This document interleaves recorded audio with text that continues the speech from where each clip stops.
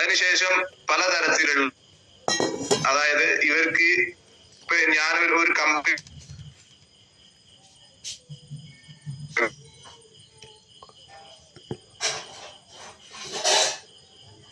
ജനങ്ങളിലേക്ക് എത്താൻ വേണ്ടിയിട്ടുള്ള ഏറ്റവും പ്രധാന മാർക്കറ്റിംഗ് രീതി എന്ന് പറയുന്നത് നെറ്റ്വർക്ക് മാർക്കറ്റിംഗ്.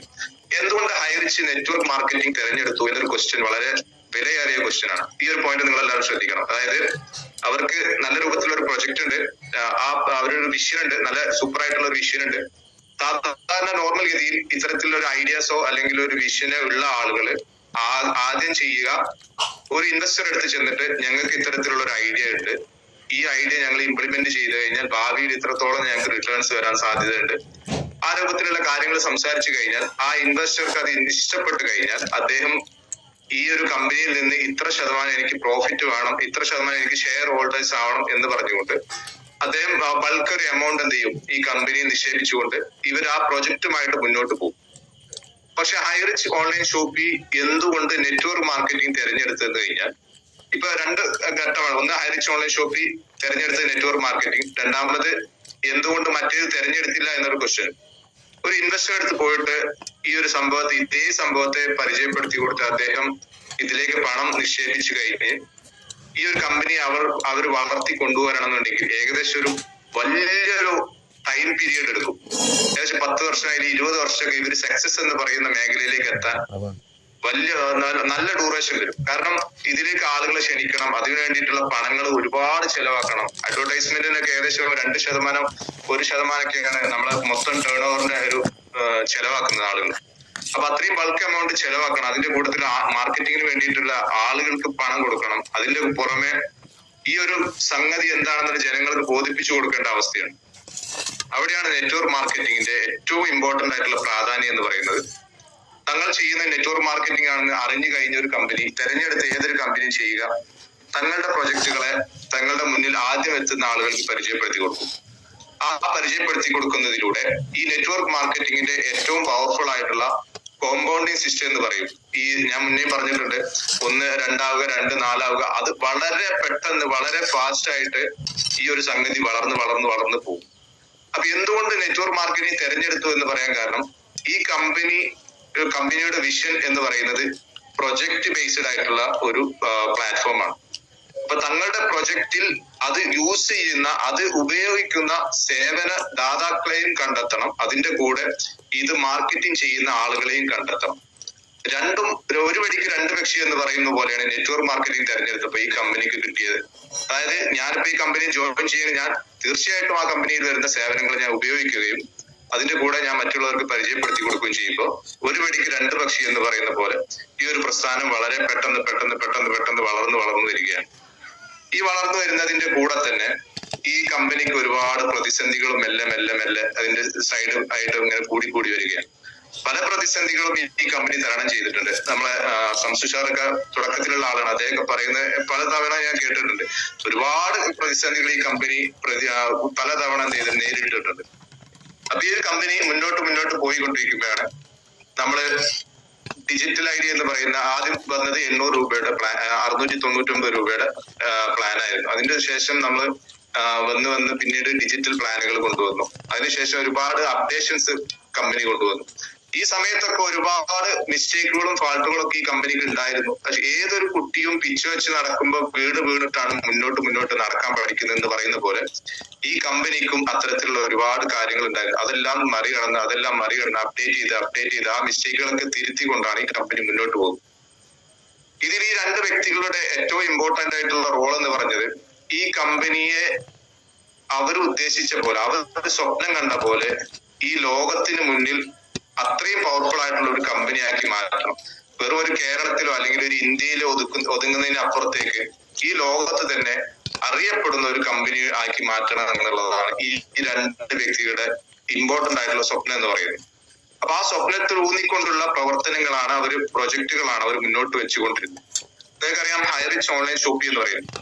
എന്തുകൊണ്ട് Highrich online shoppy e commercial site ഈ കമ്പനി തിരഞ്ഞെടുത്തത് നിങ്ങൾ ആരെങ്കിലും ചിന്തിച്ചിട്ടുണ്ടോ? അതായത് ആമസോൺ നിലവിലുണ്ട്, ഫ്ലിപ്കാർട്ട് നിലവിലുണ്ട്, ഭയങ്കരമായിട്ട് അവർ പണം ഉണ്ടാക്കുന്ന കമ്പനികളാണ്. അതുപോലെ തന്നെ ഒരുപാട് ആളുകൾ യൂസ് ചെയ്യുന്ന ഒരു കമ്പനികളാണ്. എന്തുകൊണ്ട് ഹൈറിച്ച് ഓൺലൈൻ ഷോപ്പ് തെരഞ്ഞെടുത്തു? അതായത് ഏതൊരു ബിസിനസ്സുകാരനും മറ്റൊരാൾ ചെയ്യുന്നതിനെ കോപ്പി ചെയ്യുക എന്ന് പറയുന്നത് ഒരു ബിസിനസ് രീതിയല്ല. അതായത് സക്സസ് എന്ന് പറയുന്നത് വളരെ കുറവായിരിക്കും. അപ്പൊ എന്തുകൊണ്ട് ഹൈറിച്ച് ഓൺലൈൻ ഷോപ്പ് ഈ കൊമേഴ്സ്യൽ സൈറ്റിനെ തെരഞ്ഞെടുത്തു? അത് ഏത് രീതിയിൽ തെരഞ്ഞെടുത്തു എന്ന് നോക്കി പഠിച്ചപ്പോ ആമസോൺ, ഫ്ലിപ്കാർട്ട് എന്ന് പറയുന്ന നമുക്കറിയുന്ന ഈ കൊമേഴ്സ്യൽ സൈറ്റുകൾ മറ്റ് സൈറ്റുകളിലൊക്കെ ഒരു പ്രോബ്ലം നിലനിൽക്കുന്നുണ്ട്. ആ പ്രോബ്ലം എന്തായിരുന്നു എന്ന് വെച്ചാല് മെയിൻ ആയിട്ടുള്ള പ്രോബ്ലം എന്ന് പറയുന്നത് ഈ ഒരു ഇ കൊമേഴ്സ്യൽ സൈറ്റ് നടത്തുന്ന ആമസോൺ, ഫ്ലിപ്കാർട്ട് പറയുന്ന ആളുകൾക്കാണ് ഇതിന്റെ റവന്യൂവും അല്ലെങ്കിൽ ഇതിന്റെ പ്രോഫിറ്റുകളും അവർക്ക് മാത്രമേ ചുറ്റിപ്പറ്റി നിന്നിട്ടുള്ളൂ. അല്ലെങ്കിൽ അവരോട് ചുറ്റിപ്പറ്റുള്ള ഷെയർ ഹോൾഡേഴ്സിന് മാത്രമേ ഈ ഒരു കാര്യം നിന്നിട്ടുള്ളൂ. ഇതിൽ നമുക്കറിയാം കുറച്ചു കാലം മുന്നേ ചെറുകിട വ്യാപാര സ്ഥാപനങ്ങൾ ഇവരൊരു ബിഗ് സെയിലോ അല്ലെങ്കിൽ അത്തരത്തിലുള്ള കാര്യങ്ങളൊക്കെ പുറപ്പെടുവിക്കുമ്പോൾ വളരെയധികം ബുദ്ധിമുട്ട് അനുഭവിച്ച വാർത്തകളൊക്കെ നമ്മൾ കണ്ടിരുന്നു. പല ഷോപ്പുകളിലും കച്ചവടം ഇല്ലാത്ത അവസ്ഥ, അത്തരത്തിലുള്ള വളരെയധികം ബുദ്ധിമുട്ട് അനുഭവിച്ച നമ്മൾ. അപ്പൊ അത്തരത്തിലൊരു പ്രോബ്ലം ഇവിടെ നിലനിന്നിരുന്നു. ബിസിനസ് എന്ന് പറഞ്ഞാൽ ഒരു പ്രോബ്ലത്തിന് ഒരു സൊല്യൂഷൻ കണ്ടെത്തുക എന്നതാണ് ബിസിനസിന്റെ ഒരു ഡെഫിനിഷൻ എന്ന് പറയുന്നത്. അതായത് business is A solution of A problem. ആ പ്രോബ്ലം ഇവർ കണ്ടെത്തിയത് ഈ ഒരു ഇ കൊമേഴ്സ്യൽ സൈറ്റിലേക്ക് ഒരു ഹബ്ബായി പ്രവർത്തിച്ചുകൊണ്ട് പല ചെറുകിട കമ്പനികളെയും പല ചെറുകിട വ്യാപാരങ്ങളെയും തങ്ങളുടെ പ്ലാറ്റ്ഫോമിലേക്ക് കൊണ്ടുവന്നുകൊണ്ട് അവരുടെ സാധനങ്ങൾ വിൽക്കാനും അവർക്ക് അവർ ബൾക്കായിട്ട് സാധനങ്ങൾ വാങ്ങാനും പല വെൻഡർ സിസ്റ്റങ്ങളെയും കൊണ്ടുവന്നുകൊണ്ട് അവർക്കും തനതായ സാധനങ്ങൾ വിൽക്കാനും വാങ്ങാനും പറ്റുന്ന രീതിയിലേക്ക് ഒരു ഇ കൊമേഴ്സ്യൽ സൈറ്റ് വരണം, അല്ലെങ്കിൽ ഒരു ഇ കൊമേഴ്സ്യൽ ആപ്പ് വരണം എന്ന ചിന്തയാണ് പുതിയ ആശയമായിട്ട് വന്നത്. പുതിയ ആശയങ്ങൾ വരുമ്പോ നമുക്ക് പഴയ ആശയത്തോട് കമ്പയർ ചെയ്താൽ നോക്കാൻ പറ്റാത്ത രൂപത്തിലുള്ള ഒരു കാര്യമായതുകൊണ്ട് തന്നെ അത് എങ്ങനെ മുന്നോട്ട് കൊണ്ടുപോകണം എന്നതിൽ അത് ഇംപ്ലിമെന്റ് ചെയ്താൽ മാത്രമേ നമുക്ക് അതിന്റെ മിസ്റ്റേക്കുകളൊക്കെ കണ്ടെത്താൻ പറ്റുള്ളൂ. അപ്പൊ അത്തരത്തിൽ കുറെ ബുദ്ധിമുട്ടുകൾ ഈ കമ്പനി തുടക്ക സമയത്ത് അനുഭവിച്ചിട്ടുണ്ട്. ആദ്യം നമുക്കറിയാം താലൂക്ക് ബേസിലായിരുന്നു ഈ പറയുന്ന വെയർ ഹൗസുകളൊക്കെ ഉണ്ടായിരുന്നെങ്കിൽ പിന്നീട് അത് മാറ്റിയിട്ട് പിൻകോഡ് ബേസിലാക്കി. അങ്ങനെ ഒരുപാട് അപ്ഡേഷൻസ് ആ കാര്യത്തിൽ വന്നു. അതൊക്കെ വളരെ രമ്യമായിട്ട് പരിഹരിച്ചുകൊണ്ടായിരുന്നു കമ്പനി മുന്നോട്ട് കൊണ്ടുപോയത്. ഏതായാലും അങ്ങനെയാണ് അത്തരത്തിലുള്ള ഒരു പ്രോബ്ലം സൊല്യൂഷൻ ആണ് കണ്ടെത്തിയത്. അതുപോലെ തന്നെ ഈ പറയുന്ന ഇ കൊമേഴ്സ്യൽ സൈറ്റുകളിൽ മാർക്കറ്റിംഗ് ചെയ്യുന്നത് പരസ്യങ്ങളും അതുപോലെ തന്നെ വലിയ വലിയ സെലിബ്രിറ്റീസ് ആയിരുന്നു. ഈ ഒരു ഏകദേശം അത്തരം സെലിബ്രിറ്റീസിനൊക്കെ ഏകദേശം 1 കോടി, 4 കോടി, 5 കോടി, 6 കോടിയൊക്കെയാണ് ഇവര് പണമായിട്ട് കൊടുക്കുക. അല്ലെങ്കിൽ കോടിക്കണക്കിന് രൂപ, ഞാൻ പറഞ്ഞത് വളരെ ചെറിയ കണക്കാണ്, കോടിക്കണക്കിന് രൂപയാണ് ഈ കൊമേഴ്സ്യൽ ഈ സൈറ്റുകൾക്ക് പരസ്യത്തിന് നമ്മൾ കൊടുക്കേണ്ടി വരുന്നത്. അപ്പൊ എന്തുകൊണ്ട് ഈ കൊടുക്കുന്ന പണം ഈ പറയുന്ന ആളുകൾക്ക് വീതിച്ചു കൊടുത്തൂടാ? ഈ പറയുന്ന ആളുകൾക്ക് തന്നെ മാർക്കറ്റിംഗ് ചെയ്യുന്ന നെറ്റ്വർക്ക് മാർക്കറ്റിംഗ് ചെയ്യുന്ന ആളുകൾക്ക് അത് വീതിച്ചു കൊടുത്തൂടാ എന്ന രൂപത്തിലുള്ള ഒരു ചിന്തയും ഒരു പ്രോബ്ലം അവിടെ ഉണ്ട്. അപ്പൊ പണക്കാരൻ എന്നും പണക്കാരനായി നിൽക്കുക എന്നതിനപ്പുറത്തേക്ക് പാവപ്പെട്ട ആളുകൾക്കും പണക്കാരനാവാൻ പറ്റുന്ന ഒരു രീതി, അത്തരത്തിൽ നല്ല ഉദ്ദേശത്തോടു കൂടിയാണ് ഈ ഒരു ഇ കൊമേഴ്സ്യൽ സൈറ്റ് അവർ ഓപ്പൺ ചെയ്യുന്നത്. അപ്പൊ ഈ ഒരു സംഗതി വളരെ നല്ല രൂപത്തിൽ റൺ ചെയ്തുകൊണ്ട് വരികയാണ്. ഒരുപാട് ഷോപ്പുകൾ ടൈപ്പ് ആയിക്കൊണ്ട് ഏജൻസികളായിട്ട് വർക്ക് ചെയ്യുകയാണ്. ഒരുപാട് ആളുകൾ വളരെ പെട്ടെന്ന് ഞാനൊക്കെ ജോയിൻ ചെയ്യുന്ന സമയത്ത് ഏകദേശം 45 ലക്ഷം ആളുകൾ ഉണ്ടായിരുന്നു കസ്റ്റമർ സ്ട്രെങ്ത് എന്ന് പറയുന്നത്. അത് കൂടി 1 കോടി, 1.5 കോടി, അല്ലെങ്കിൽ 1.20 അങ്ങനെ കൂടി ഏകദേശം 1 കോടി എന്ന് പറയുന്ന ഒരു സംഖ്യയിലെത്തിയപ്പോഴാണ് ഞാൻ ജോയിൻ ചെയ്തത്. എനിക്ക് തന്നെ വളരെ അത്ഭുതമായിട്ട് തോന്നി. വളരെ പെട്ടെന്നായിരുന്നു അതിന്റെ പോക്കെന്ന് പറയുന്നത്. അപ്പൊ അത്തരത്തിൽ അത് മുന്നോട്ട് കുതിക്കുമ്പോൾ ഞാൻ പറഞ്ഞിട്ടുള്ള മറ്റേ സംഗതി, ശത്രുക്കളുടെ എണ്ണവും ഇപ്പുറത്ത് കൂടി വന്നു. ഏതൊരു ബിസിനസ്സുകാരനും പേടിക്കേണ്ട അല്ലെങ്കിൽ ഭയപ്പെടേണ്ട അല്ലെങ്കിൽ പ്രതിസന്ധികൾ വരാൻ സാധ്യതയുള്ള ഒരു സാധനമാണ് ശത്രുക്കൾ എന്ന് പറയുന്നത്. അത് നമ്മുടെ എല്ലാ ബിസിനസ്സുകാർക്കും സക്സസ് ആകാൻ പോകുന്ന വളരെയധികം ദീർഘവീക്ഷണമുള്ള ഏതൊരു ബിസിനസ്സുകാരനും ഭയക്കേണ്ട ഒരു സംഗതിയാണ് ശത്രുക്കളുടെ വരവ് അല്ലെങ്കിൽ അറ്റാക്ക് എന്ന് പറയുന്നത്. അത് എപ്പോഴാണ് എങ്ങനെയാണെന്നൊന്നും ഒരിക്കലും നമുക്ക് പറയാൻ പറ്റത്തില്ല. നമുക്കറിയാം പണ്ട് ഇന്നും ഞാനൊരു അത്തരത്തിലുള്ള വീഡിയോ എന്റെ ഉമ്മ കാണിച്ചു തന്നിരിക്കും. ഈ മുളക് പൊടി എന്റെ ഉമ്മ എന്നോട് പറഞ്ഞത്, നിന്നോട് ഞാൻ പറഞ്ഞില്ലേ മുളക് പൊടിയൊക്കെ സാധാ വാങ്ങിയാൽ മതി, ഇപ്പൊ കണ്ടോ ഇഷ്ടികൊക്കെ പൊടിച്ചിട്ടാണ് മുളക് പൊടികളൊക്കെ ഉണ്ടാക്കുന്നത്. അപ്പൊ അത്തരത്തിൽ നുണപ്രചരണങ്ങളും ഇതിന്റെ കൂട്ടത്തിൽ നടന്നുകൊണ്ട് അറ്റാക്കുകളൊക്കെ വരാൻ പറ്റും. അപ്പൊ അത്തരത്തിലാണ് ഈ ഒരു ബിസിനസ് മേഖലയിൽ വർക്ക് ചെയ്യുന്ന ആളുകൾക്ക് നേരിടേണ്ട ഒരുപാട് കാര്യങ്ങൾ. അപ്പൊ ഈ 2 വ്യക്തികൾ മാത്രമാണോ ഇതിൽ ഈ ഒരു ബിസിനസ് മേഖലയെ കൊണ്ടുപോകുന്നത്? തീർച്ചയായും ഒരിക്കലുമല്ല. ഇതിനൊരു CEO ഉണ്ട്, ഇതിനൊരു അഡ്വൈസറി ബോർഡ് ഉണ്ട്, വളരെയധികം ഒരുപാട് പേര് ചേർന്നുകൊണ്ടാണ് ഈ ഒരു ബിസിനസ് മേഖലയെ കൊണ്ടുപോകുന്നത്. ഹൈറിച്ച് ഓൺലൈൻ ഷോപ്പിയെ മാത്രം നോക്കാൻ വേണ്ടിയിട്ട് നമുക്ക് സൈറ്റ് എടുത്ത് നോക്കിയാൽ കാണാൻ പറ്റും. സ്റ്റോർ അവൈലബിലിറ്റി എന്ന് പറയുന്ന ആ ഒരു മേഖലയിൽ നോക്കി കാണാൻ പറ്റും. അവിടെ ഒരു 4 നമ്പർ ഉണ്ടാവും. ഒരു നമ്പർ സൗത്ത് നിന്ന് വരുന്ന ആളുകൾക്ക് അവരുടെ കാര്യങ്ങൾ നോക്കി, ഹിന്ദി, തമിഴ് എന്ന് പറയുന്ന രൂപത്തിൽ നോക്കാൻ, മറ്റു നമ്പർ മലയാളികളായിട്ടുള്ള ആളുകളെ നോക്കാൻ, വേറൊരു നമ്പർ മൾട്ടി വെൻഡർ എന്ന് പറയുന്ന സിസ്റ്റത്തെ മാത്രം നോക്കാൻ. ഇത്തരത്തിൽ ഒരുപാട് വ്യത്യസ്തമായിട്ടുള്ള ആളുകൾ കൂടി ചേർന്നുകൊണ്ടാണ് ഈ ഒരു സംഗതി മുന്നോട്ട് കൊണ്ടുപോകും. ഒരിക്കലും 2 പേര് മാത്രം വിചാരിച്ചാൽ ഒരിക്കലും ഈ സംഗതി മുന്നോട്ട് കൊണ്ടുപോകാൻ പറ്റും. അതിന്റെ കൂടെ തന്നെ വരികയാണ് നമ്മുടെ ഈ പറയപ്പെട്ടിട്ടുള്ള ഏജൻസികളായി വർക്ക് ചെയ്യുന്ന ആളുകളും മൾട്ടി വെൻഡേഴ്സ് ആയി വർക്ക് ചെയ്യുന്ന ആളുകളും പിന്നെ ഇതിൽ ഹൈറിച്ചിൽ ജോയിൻ ചെയ്യുന്ന ആളുകൾ ഫേം രജിസ്റ്റർ ചെയ്തുകൊണ്ട് അവരുടെ പ്രസ്ഥാനത്തെ അവരുടെ സ്വന്തം ബിസിനസ് ആയി കണ്ടുകൊണ്ട് ഈ ഒരു പ്രസ്ഥാനത്തെ വളർത്തി കൊണ്ടുവരിക. ഇത്തരത്തിൽ കഴിഞ്ഞ കാലത്ത് വളർന്ന് വന്നിരുന്ന ഈ ഒരു പ്രസ്ഥാനം പ്രസന്റ് എന്ന് പറയുന്ന നമ്മളൊക്കെ ഇപ്പൊ കണ്ടുകൊണ്ടിരിക്കുന്നത് ഈ ഒരു കാലഘട്ടത്തിലേക്ക് എത്തിയപ്പോഴേക്ക് ഞാൻ പറഞ്ഞിട്ടുള്ള ആ ഒളിഞ്ഞു കിടന്നിരുന്ന ആ ശത്രുക്കൾ എന്ത് ചെയ്തു, വളരെ പരോക്ഷമായിട്ട് അറ്റാക്ക് ചെയ്യാൻ തുടങ്ങി. അതായത് അവർക്ക് അത് ഭീഷണിയാണെന്ന് അവർ തിരിച്ചറിഞ്ഞിട്ട് കുറെ കാലമായി, എന്നിരുന്നാൽ പോലും അറ്റാക്ക് ചെയ്യാൻ പറ്റുന്ന ഒരു അവസരം കിട്ടിയപ്പോ ഈ GST എന്ന് പറയുന്ന കേസ് വന്നപ്പോ അവർ വളരെയധികം ശക്തിയോടുകൂടി എന്ത് ചെയ്യാണ്, ഈ കമ്പനിയെ താറടിച്ച് കാണിക്കാൻ വേണ്ടി അറ്റാക്ക് ചെയ്യാണ്. ഈ അറ്റാക്കിന്റെ സമയത്ത് ഞാൻ പറഞ്ഞല്ലോ അപ്രതീക്ഷിതമായിട്ടായിരിക്കും അറ്റാക്ക് വരിക എന്നുള്ളത്. അപ്പൊ ഈ സമയത്ത് ഫസ്റ്റ് ടൈം ആണ് ഈ കമ്പനിക്ക് ഇത്തരത്തിലുള്ള അറ്റാക്കും കാര്യങ്ങളൊക്കെ സംഭവിക്കുന്നത് എന്ന് നിങ്ങൾ മനസ്സിലാക്കണം. ആ സമയത്ത് എന്ത് ചെയ്യണമെന്ന് അറിയാത്ത ഒരു മൊമെന്റ് ഉണ്ടായിരുന്നു ഈ കമ്പനിക്ക്. വാട്ട് ഈസ് നെക്സ്റ്റ് എന്ന് പറയുന്ന രൂപത്തിലുള്ള ഒരു മൊമെന്റ് ഉണ്ടായിരുന്നു. കാരണം അത്രയും പാനിക് ആയിരുന്നു ആ സമയത്ത് എന്ന് പറയുന്നത്. വളരെയധികം പലതരത്തിലുള്ള അറ്റാക്ക് ആയിരുന്നു. യൂട്യൂബേഴ്സ് ആണെങ്കിലും മാധ്യമ പ്രവർത്തകരാണെങ്കിലും അതുപോലെ തന്നെ പത്രമാധ്യമങ്ങളാണെങ്കിലും ഈ സാമൂഹിക പ്രവർത്തകരാണെങ്കിലും രാഷ്ട്രീയക്കാരാണെങ്കിലും ഒക്കെ അറ്റാക്കിന്റെ കൂടെ നിന്നുകൊണ്ട് ഈ ഒരു കമ്പനിയെ താഴ്ത്താൻ നോക്കി. പക്ഷെ ഈ കമ്പനി ഏറ്റവും പവർഫുൾ ആയിട്ട് ഞാൻ ഇന്നേ വരെ കാണാത്തൊരു സംഗതി, ഈ കമ്പനിയിൽ ജോയിൻ ചെയ്ത 1,80,00,000 കസ്റ്റമർ ID ക്രിയേറ്റ് ചെയ്തിട്ടുള്ള ആൾക്കാർ ആരും ഈ കമ്പനിയെ കുറ്റം പറഞ്ഞില്ല. ഈ കമ്പനിയുടെ കൂടെ നിന്നു. ഈ കമ്പനിക്ക് ഒരു പ്രൊട്ടക്ഷൻ എന്ന പോലെ ഒരു പരിചയം ക്രിയേറ്റ് ചെയ്തുകൊണ്ട് ഈ കമ്പനിയിൽ ഈ പറഞ്ഞപ്പെട്ടിട്ടുള്ള 2 പേരെ പ്രൊട്ടക്ട് ചെയ്തു.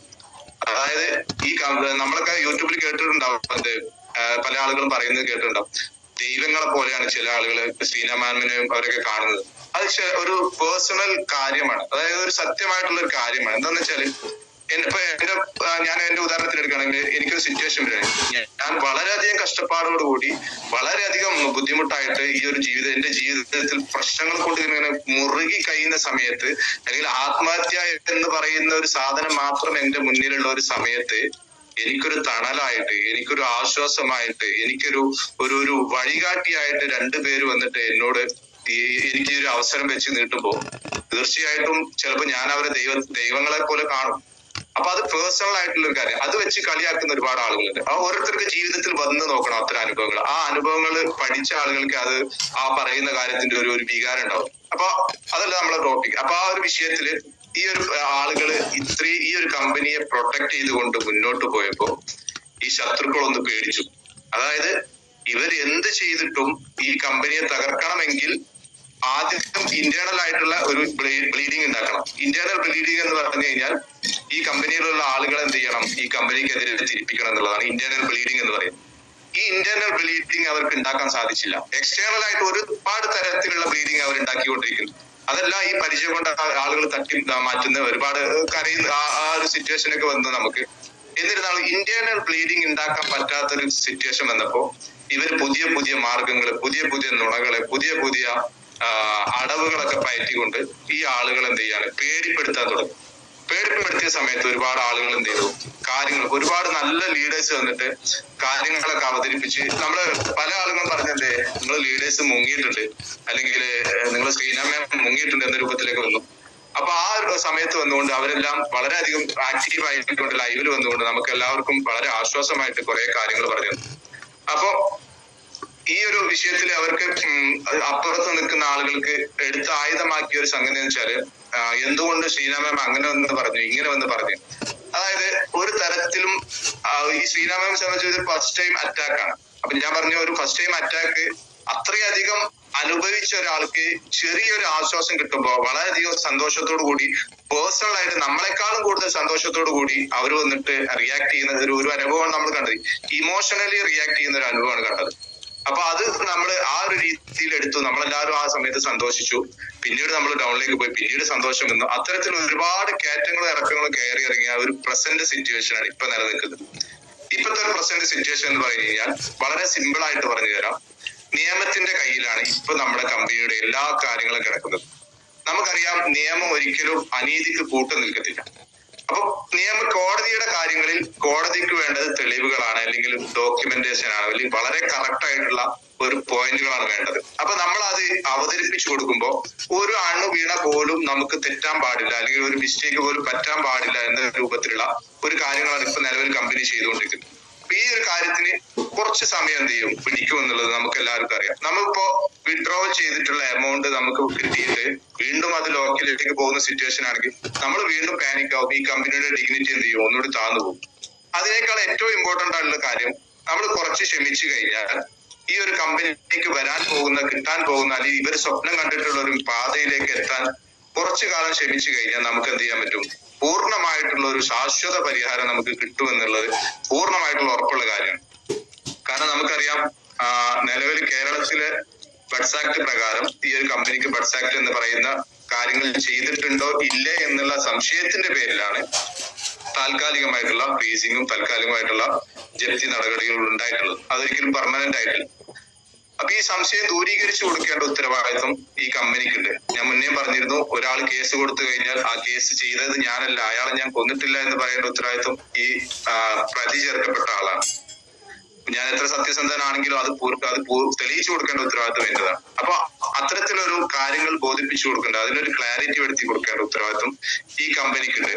അത് പഠിച്ച് വളരെയധികം കൃത്യമായിട്ട് ഒരു തരത്തിലും നമുക്ക് വീണ്ടും ഒരു ബുദ്ധിമുട്ടില്ലാത്ത രൂപത്തിലുള്ള ഒരു ഫൈനൽ ക്ലോസിംഗിലേക്കാണ് കമ്പനി മുന്നോട്ട് പോകുന്നതെന്ന് കേട്ടപ്പോൾ എനിക്ക് വളരെയധികം സന്തോഷമുണ്ടായി. കാരണം ഇടയ്ക്കിടയ്ക്ക് ഈ ഒരു ഡൗൺ വരിക, ഈ ഒരു ഉയർച്ച വരിക, ഈ ഒരു ഡൗൺ വരിക, ഇതിൽ നിന്ന് മാറിയിട്ട് നമുക്ക് ഇനി അങ്ങോട്ട് പൂർണ്ണമായിട്ടും ബിസിനസ് ചെയ്യാനും അതുപോലെ തന്നെ ഈ കമ്പനി നല്ല രൂപത്തിൽ റൺ ചെയ്യാൻ രൂപത്തിലുള്ള ഒരു കാര്യം ചെയ്യലാണ് ഏറ്റവും ഉചിതമായിട്ടുള്ള കാര്യം. അത് കമ്പനി ഏറ്റെടുത്തു, അത് കമ്പനി അതിൻ്റെതായ രീതിയിൽ ചെയ്തുകൊണ്ടിരിക്കുന്നത്. നമുക്ക് ഇപ്പൊ ചെയ്യാൻ പറ്റുന്ന കാര്യങ്ങള് പല രൂപത്തിലും നമുക്ക് എന്ത് ചെയ്യാൻ പറ്റും? ഈ ഒരു സിറ്റുവേഷനെ നമുക്ക് പോസിറ്റീവായിട്ട് ചിന്തിക്കാൻ പറ്റും.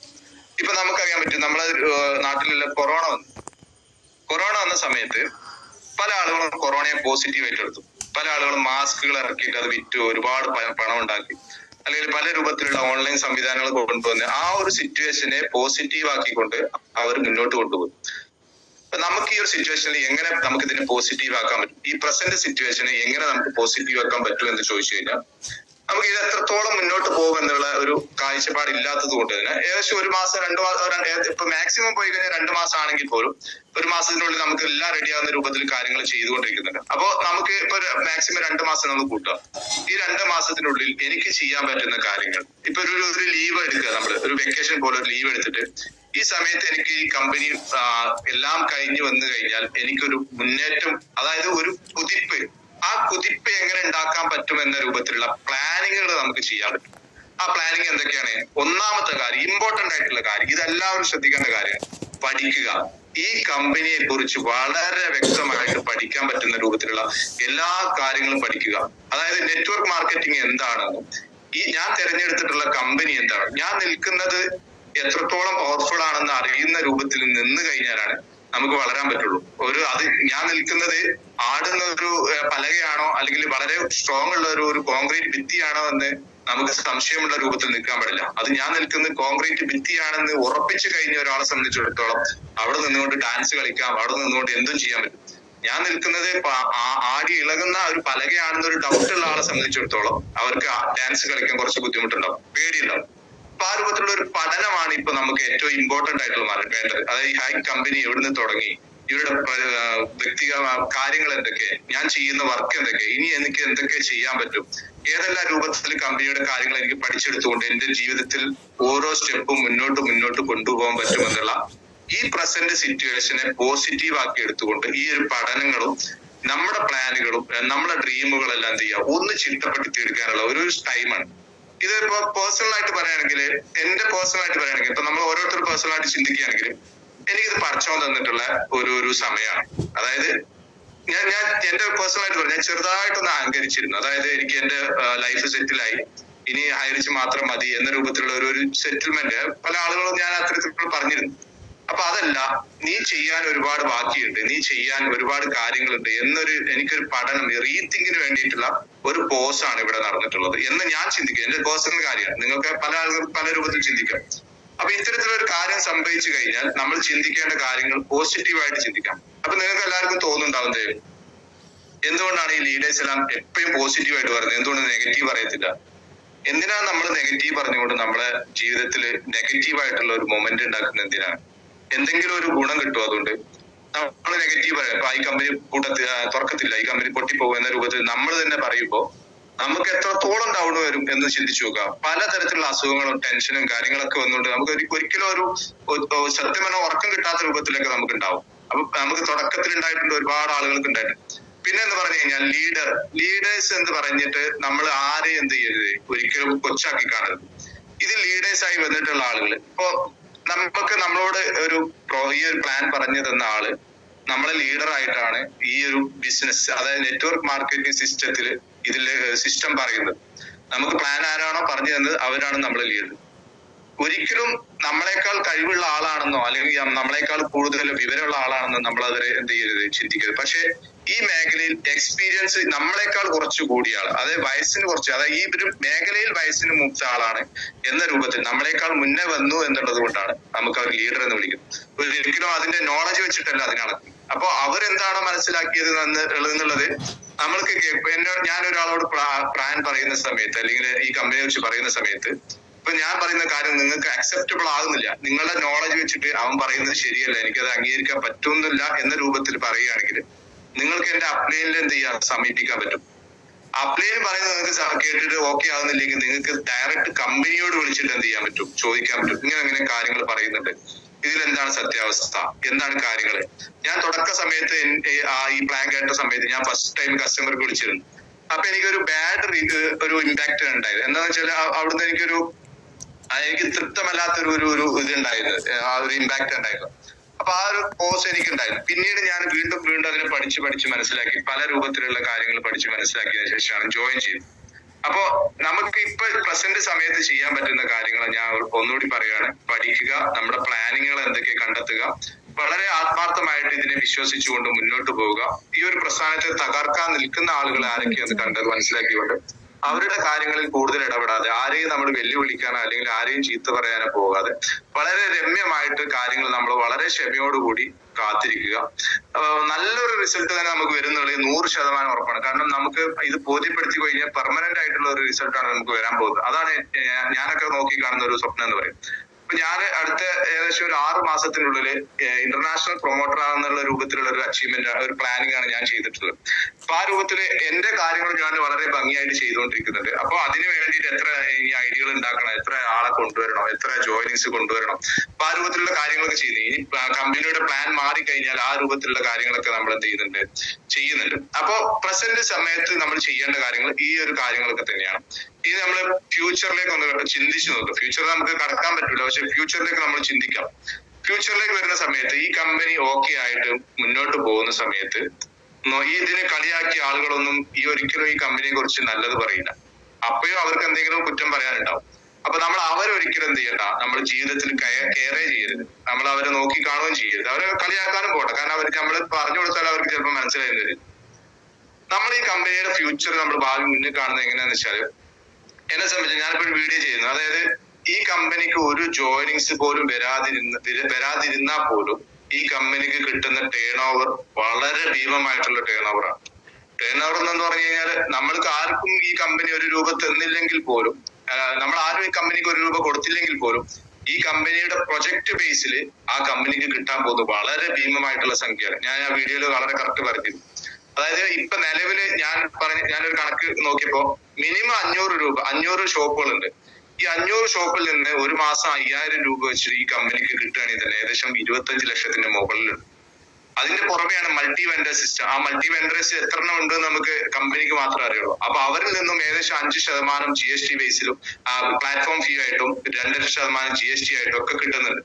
അടുത്തൊരു വീഡിയോ വളരെ വ്യക്തമായിട്ട് ഞാൻ പറയാൻ ഉദ്ദേശിക്കുന്നുണ്ട്. അപ്പോ ഈ കമ്പനിക്ക് മണി ചെയിൻ അല്ല എന്ന് തെളിയിക്കാൻ പ്രത്യേകിച്ച് കാര്യമൊന്നും വേണ്ട. ഈ മണി ചെയിൻ ആണെന്ന് പറയുന്ന ആളുകൾക്ക് ഇതിനെ കുറിച്ച് വലിയൊരു ഐഡിയ ഇല്ലാത്തതുകൊണ്ടാണ്. അപ്പോ മണി ചെയിൻ ആണെങ്കിൽ ഈ ഒരു കമ്പനിയിൽ ആളുകൾ പോൺസി സ്കീം എന്ന് പറയുന്നത്, ഈ എന്നാണോ ഈ കമ്പനിയിൽ പുതിയതായിട്ട് ആളുകൾ ജോയിൻ ചെയ്ത് നിലനിൽക്കുന്നത് അന്ന് ഈ കമ്പനി പൂട്ടും. ഇപ്പൊ നമുക്കറിയാം നമ്മുടെ സിറ്റുവേഷൻ വന്നു ഏകദേശം ഒരു മാസത്തോളായി. ഈ 4 ആഴ്ച നമുക്ക് പുതിയ ജോയിനിങ്സ് ഒന്നും കൂടുതൽ വന്നിട്ടില്ല നമുക്കറിയാം. നമുക്ക് ഇന്നും പോളിംഗും കയറി. നിങ്ങൾ ആരെങ്കിലും ശ്രദ്ധിച്ചിട്ടുണ്ടോ അറിയില്ല. മറ്റേത് എല്ലാ ഞായറാഴ്ചയും നമ്മൾ പോളിംഗ് നോക്കും. ഇന്ന് 109 രൂപ നമുക്ക് പോളിംഗ് കയറി. അപ്പൊ കമ്പനിക്ക് ഫണ്ട് വരുന്നുണ്ട്, പ്രൊജക്ട് ബേസിൽ നല്ലപോലെ ഫണ്ട് വരുന്നുണ്ട് എന്ന് നമുക്ക് മനസ്സിലാക്കാം.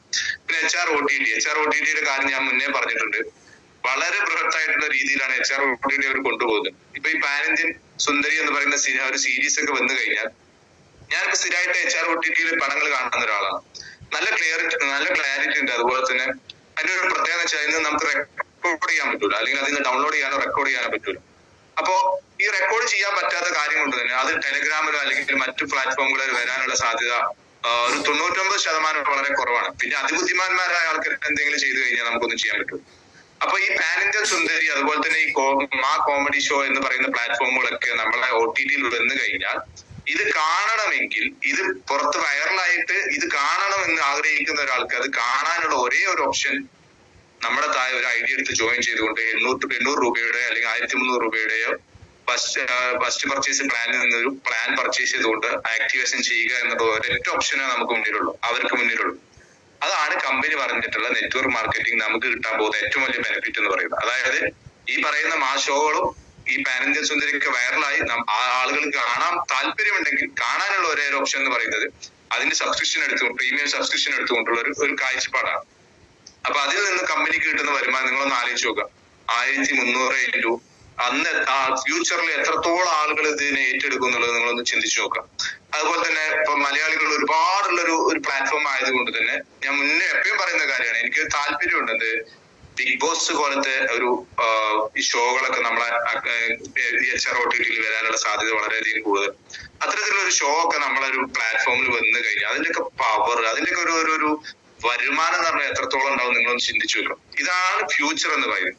അത് നമ്മളെ മിനിമം കേരളത്തിലോ അല്ലെങ്കിൽ ഇന്ത്യയിലോ ഒതുങ്ങുന്നതിന് അപ്പുറത്തേക്ക് ഈ ലോക രാജ്യങ്ങളെ എല്ലാ സ്ഥലത്തും ആളുകൾ ഉപയോഗിക്കുന്ന രൂപത്തിലേക്ക് അതിന്റെ ഡൗൺലോഡ്സും കാര്യങ്ങളൊക്കെ മുന്നോട്ട് പോകുമ്പോൾ വളരെയധികം സന്തോഷമുള്ള കാര്യങ്ങളായിട്ട് നമുക്കത് കാഴ്ചപ്പാടുകൾ നമുക്ക് കാണാൻ പറ്റും. ഭാവിയിലേക്ക് ചിന്തിക്കുന്ന ബിസിനസ് പരമായിട്ട് ചിന്തിക്കുന്ന ആളുകൾ കാണാൻ പറ്റും. ഇപ്പൊ ഞാൻ ഇന്നലെ എന്റെ മക്കളെ കൂടെയാണ് ടോം ആൻഡ് ജെറി എന്ന് പറയുന്ന കാർട്ടൂൺ കണ്ടത്. അത് ഫ്രീ ആണ്. പിന്നെ ബോസ് 3, അതായത് ചെറിയ കുട്ടികൾ കാണാൻ പറ്റുന്ന ഒരുപാട് കാർട്ടൂൺസ് അതിലുണ്ട്. അത് ഫ്രീ ആയിട്ട് കിട്ടാൻ പറ്റും. അപ്പൊ ഇത്തരം ആളുകൾക്ക് എന്ത് ചെയ്യുക, ഈ ഒരു പ്ലാറ്റ്ഫോമിനെ പരിചയപ്പെടുത്തി കൊടുക്കുക, അതിന്റെ ഡൗൺലോഡ്സിന്റെ എണ്ണം നമ്മൾ കൂട്ടിക്കൊണ്ടുവരിക. അത്തരത്തിൽ ഒരുപാട് കാര്യങ്ങൾ ഈ ഒരു സിറ്റുവേഷൻ നമുക്ക് ചെയ്യാൻ പറ്റും എന്നുള്ളതാണ് വളരെയധികം ഇമ്പോർട്ടന്റ് ആയിട്ടുള്ള കാര്യം. അതായത് നമുക്കിത് പൊട്ടുമെന്ന്, അല്ലെങ്കിൽ ഇത് പൊട്ടിപ്പോവും, അല്ലെങ്കിൽ ഇത് തട്ടിപ്പാണ് എന്ന് പറയുന്ന ആളുകൾക്ക് ഏത് രൂപത്തിലാണ് തട്ടിപ്പ് എന്ന് പറഞ്ഞ് കാണിച്ചു തരണമെന്ന് പറഞ്ഞുകൊണ്ടുള്ള ഒരു ചോദ്യം തിരിച്ചു ചോദിക്കാനുള്ള ഒരു ആർജവം ഉണ്ടാക്കിയെടുക്കണം. അവരൊരു ചോദ്യം ചോദിക്കുമ്പോൾ അതിന് മറുപടി കൊടുക്കാനുള്ള മറുപടിയും നമ്മളെടുത്ത് ഉണ്ടായിരിക്കുമ്പോഴാണ് നമ്മൾ ഈ കമ്പനിയെ പൂർണ്ണമായിട്ട് മനസ്സിലാക്കിയെന്ന രൂപത്തിൽ പറയാൻ പറ്റുള്ളൂ. ഞാനിപ്പോ എന്റെ ഒരു ഇതെന്ന് വെച്ചാല് നെഗറ്റീവ് പറയുന്ന ഗ്രൂപ്പുകളിലേക്ക് അങ്ങോട്ട് പോയിക്കൊണ്ട് അവർക്ക് കാര്യങ്ങൾ പറഞ്ഞ് മനസ്സിലാക്കി കൊടുക്കും. അപ്പൊ അതിൽ ചെന്ന് നോക്കുമ്പോ കമ്പനിയിൽ ഉള്ളിൽ തന്നെ 4 വർഷം 5 വർഷമായ ആളുകളൊക്കെ 1 ID 2 ID എടുത്ത ആളുകളൊക്കെ അതിന്റെ ഉള്ളിൽ നിന്നുകൊണ്ട് കമ്പനി ഇങ്ങനെയാണ് അങ്ങനെയാന്നൊക്കെ പറയുന്നുണ്ട്. അപ്പൊ അവരോട് ചോദിക്കുന്ന സമയത്ത് അവർക്ക് വ്യക്തമായിട്ടുള്ള ധാരണയോ ഒന്നുമില്ല. വളരെ എന്തൊക്കെയോ പറയുന്ന രൂപത്തിലുള്ള കാര്യങ്ങളാണ് അവർ അത് ചെയ്ത്, എന്നെ നുള്ളി, എന്നെ മാന്തി എന്ന രൂപത്തിലുള്ള കാര്യങ്ങളാണ് അവർ പറയുന്നത്. അപ്പൊ ഇതൊന്നുമല്ല സത്യാവസ്ഥ. സത്യങ്ങളെ സത്യസന്ധമായി തെളിവുകൾ ഉപയോഗിച്ച് ആരെങ്കിലും നെഗറ്റീവ് പറയുന്നുണ്ടെങ്കിൽ നിങ്ങൾക്ക് അത് കാണിച്ചു തരാം. ആരും അത്തരത്തിലുള്ള ഒരു വീഡിയോ ചെയ്യുന്നില്ല, അല്ലെങ്കിൽ അത്തരത്തിലുള്ള സംവിധാനം. ഞാൻ ഈ കമ്പനിയിൽ പോയി, ഈ കമ്പനിയിൽ ഇങ്ങനെയൊക്കെയാണ് കാര്യങ്ങൾ, അവർ പറയുന്നത് പോസിറ്റീവായിട്ട് പറയുന്ന ആളുകളൊക്കെ നുണയാണ് എന്ന രൂപത്തിലുള്ള ഒരൊറ്റ വീഡിയോ നിങ്ങൾക്ക് കാണാൻ പറ്റില്ല. ഒരു ദിവസം 10-5 വീഡിയോ ചെയ്യുന്ന ആളുകൾ, കന്നടക്കാരനെ പോലത്തെ ആളുകളൊക്കെ ഉണ്ട്. അദ്ദേഹത്തിന്റെ വീഡിയോ നിങ്ങൾ ആരെയും കണ്ടിട്ടുണ്ടാവില്ല. വീഡിയോ നോക്കി കഴിഞ്ഞാൽ മനസ്സിലാവും എന്തൊക്കെയോ പറയുന്നു, അതിന് കുറെ ആൾക്കാർ കമന്റ് ഇടുന്നു, അതിന് കുറെ ആൾക്കാർ റീച്ച് കിട്ടുന്നു. അപ്പൊ അദ്ദേഹം വളരെ ബുദ്ധിമാനായിട്ടുള്ള ഒരാളാണ്. ഇപ്പൊ നിലവിൽ യൂട്യൂബ് ചെയ്യുന്ന എല്ലാവരും വളരെ ബുദ്ധിമാന്മാരായിട്ടുള്ള ആളുകളാണ്.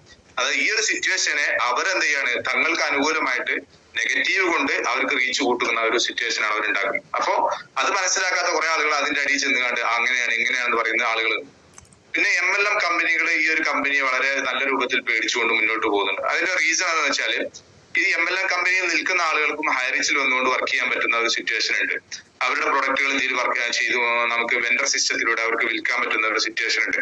അതുപോലെ തന്നെ പണം, അതായത് ഇൻവെസ്റ്റ്മെന്റ് പ്ലാനുകളും നമ്മുടെ ഇതിലൊക്കെ പല സമയത്ത് വരുന്നതുകൊണ്ട്, OTT പോലത്തെ കാര്യങ്ങൾ വരുന്നുണ്ട്, ഒരുപാട് ആളുകൾ ഇതിലേക്ക് ആകർഷിക്കുന്നുണ്ട് എന്ന രൂപത്തിലുള്ള പേടിപ്പെടുത്തുന്ന സ്വപ്നങ്ങൾ. അപ്പൊ ആ തരത്തിലുള്ള അറ്റാക്കുകൾ ഈ കമ്പനിക്ക് നേരിടുന്നുണ്ട്. അപ്പൊ ഇത്തരത്തിലാണ് ഈ ഒരു കമ്പനിയുടെ പാസ്റ്റ്, പ്രസന്റ്, ഫ്യൂച്ചർ എന്ന് പറയുന്ന വളരെ ബൃഹത്തായിട്ടുള്ള ഒരു കാര്യം വളരെ ചുരുങ്ങിയ രൂപത്തിലാണ് ഞാനിപ്പോ അവതരിപ്പിച്ചിട്ടുള്ളത്. അപ്പൊ ഇത്തരം കാര്യങ്ങളൊക്കെ നമ്മൾ നടക്കുന്ന സമയത്ത് നമ്മൾ ചിന്തിക്കേണ്ട കാര്യങ്ങൾ, ഈ ഒരു സമയത്തും ഇന്നലെ ഞാൻ കസ്റ്റമർ കെയർക്ക് വിളിച്ചു.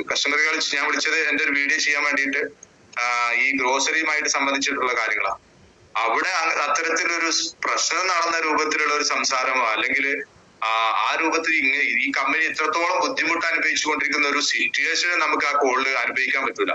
വളരെ കൂളായിട്ട് എല്ലാ ദിവസത്തെയും പോലെ തന്നെ അവർ കോൾ എടുത്ത് സംസാരിക്കുന്നു, നമ്മുടെ സംശയങ്ങൾ ദൂരീകരിച്ചു തരുന്നു, നമുക്ക് ചോദിക്കേണ്ട കാര്യങ്ങൾ ചോദിക്കുമ്പോൾ അതിന് വളരെ വ്യക്തമായിട്ട് മറുപടി തരുന്നു. ഈ കമ്പനി റണ്ണിങ് ആണ്, ഇതിന്റെ ഓഫീസ് റണ്ണിങ് ആണ്, ഇതിന്റെ ആളുകൾ ലൈവായിട്ട് നമുക്ക് കൂടെ എപ്പോഴും ഉണ്ട്.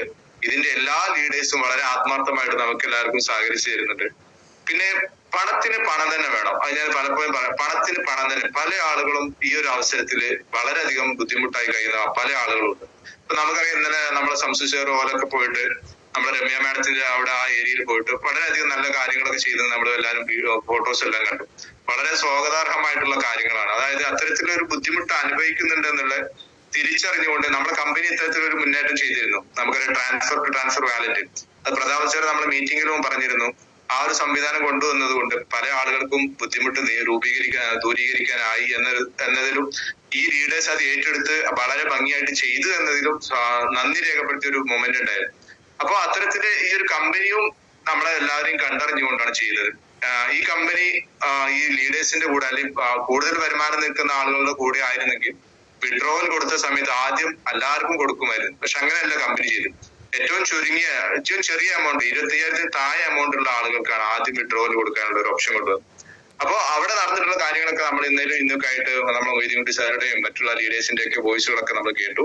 നമുക്ക് എല്ലാവർക്കും എന്റെ ഒരു സന്തോഷം എന്ന് വെച്ചാൽ ഈ കമ്പനിയിൽ ജോയിൻ ചെയ്തിട്ടുള്ള എല്ലാവർക്കും സത്യം പറഞ്ഞ കമ്പനിയെ വളരെയധികം പൂർണ്ണമായിട്ട് വിശ്വാസമാണ്.